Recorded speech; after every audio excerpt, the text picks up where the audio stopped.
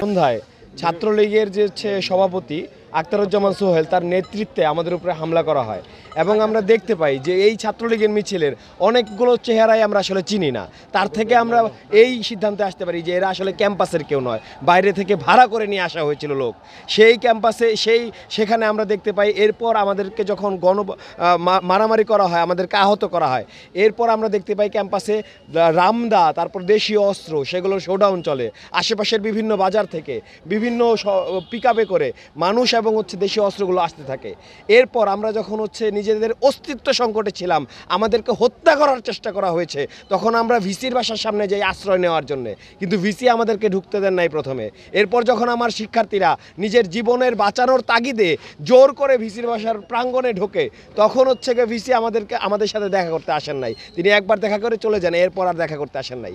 বরঞ্চ তিনি পুলিশ লেলিয়ে দেন যাতে এখানে যারা আন্দোলনকর্মী আশ্রয় নিয়েছে বাঁচার জন্য তাদেরকে যাতে বের করে দেওয়া হয়।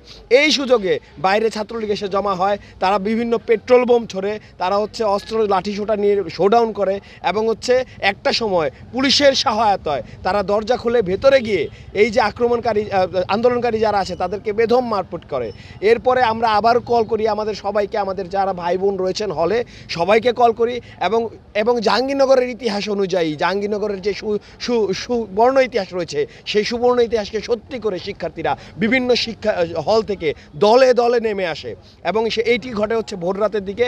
তখন আমাদের দামাল শিক্ষার্থীরা আমাদেরকে ওই ভিসির বাসা থেকে মুক্ত করে এবং ওইখান থেকে আমরা এই ট্রান্সপোর্টে এসে অবস্থান গ্রহণ করি।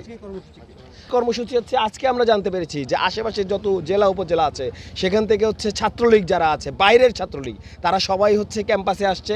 তাদেরকে অর্ডার দেওয়া হয়েছে আজকে নাকি জাহাঙ্গীরনগর বিশ্ববিদ্যালয় দখল করতে হবে। আমরা আমাদের ক্যাম্পাস কাউকে দিয়ে দখল করতে দেব না, এই দাবিটি স্পষ্ট রেখে আমরা এখানে অবস্থান নিয়েছি। আমরা শহীদ মিনার অবস্থান নিয়েছি। এরপর এই শহীদ মিনার থেকে আমরা যে কোনো জায়গায় একসাথে মুভ করব। গতকালকে আমাদের অনেকজন আহত হয়েছে, প্রায় 1 থেকে 150 মানুষ আহত হয়েছে। আমার নাম মাহফুজুল ইসলাম মেঘ। আমি সমন্বয়কের দায়িত্বে আছি। সড়ক অবরোধ করার চিন্তা করিনি আমরা।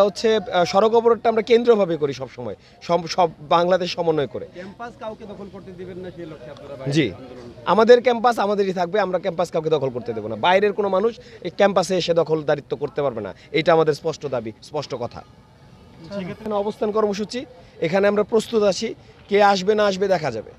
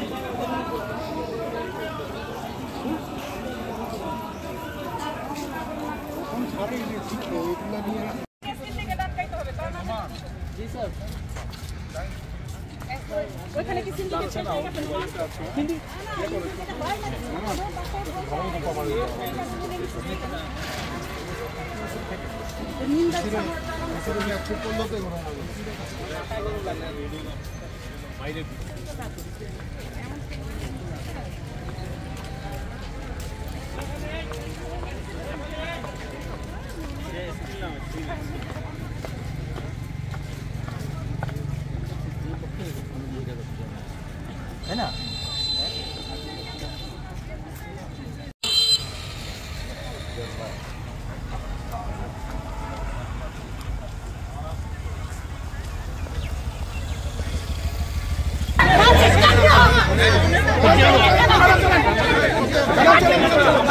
चले जाओ। আমাদের শিক্ষার্থী, সাধারণ শিক্ষার্থী।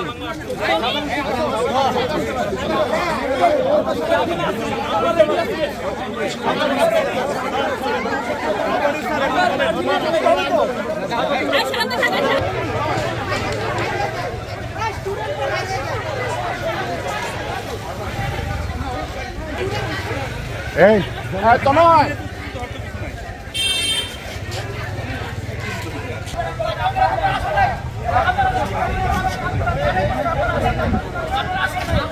আমাদের কাজ করে, আমাদের কাজ করবো।